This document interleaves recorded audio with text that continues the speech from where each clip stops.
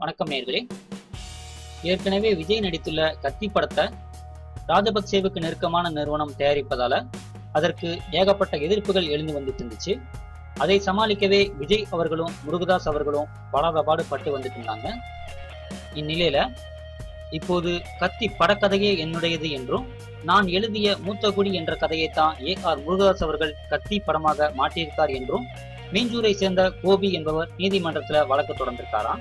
இதனால ஏற்கனவே இருக்கிற பிரச்சனை போதாது என்று இப்போது இந்த புதிய பிரச்சனையும் எதிர்கொள்ள வேண்டிய கட்டாயத்திற்கு தள்ளப்பட்டிருக்கார் முருகதாஸ் அவர்கள். இது பற்றி மீஞ்சூர் கோபி அவர்களின் மனுல என்ன சொல்லியிருக்காரு அப்படின்னா, டைரக்டர் முருகதாஸ் அவர்களின் பாக்ஸ் ஸ்டார் நிறுவனத்திற்கு படம் இயக்குவதற்காக முருகதாஸிடம் மூத்தகுடி என்ற கதையை சொன்னேன் அப்படின்னும், அதை கேட்ட அவர் அதை 2 ஹீரோ சப்ஜெக்டாக மாற்ற சொன்னார். நானும் 1.5 ஆண்டுகளாக அதை மாற்றும் பணியில் இருந்தேன் அப்படின்னும், அதற்கு பிறகு AR முருகதாஸை அணுகிய போது இப்போது அந்த படத்தை தயாரிக்க முடியாது என்று ஒதுங்கிவிட்டார் அப்படின்னும் அந்த மனுவில் சொல்லியிருக்காராம். இந்நிலையில விஜயை வைத்து 2 வேடங்கள்ல அவர் கத்தி என்ற படத்தை இயக்கி வரும் விஷயம் எனக்கு தெரிஞ்சதும் அப்படின்னும், அதனால அந்த கதை என்னவாக இருக்கும் என்று அந்த படக்குழுவின் பணியாற்றிய சிலரிடம் விசாரித்த போதுதான் அது என் கதை என்பது எனக்கு தெரிய வந்துச்சு அப்படின்னும் அவர் சொல்லியிருக்காராம்.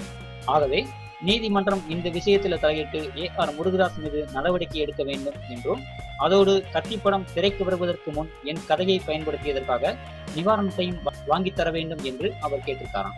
இதையடுத்து AR முருகதாஸ், மீஞ்சூர் கோபி ஆகிய இருவரிடமும் அவர்களது கதையின் நகலை கோர்த்து கேட்டிருக்கான்.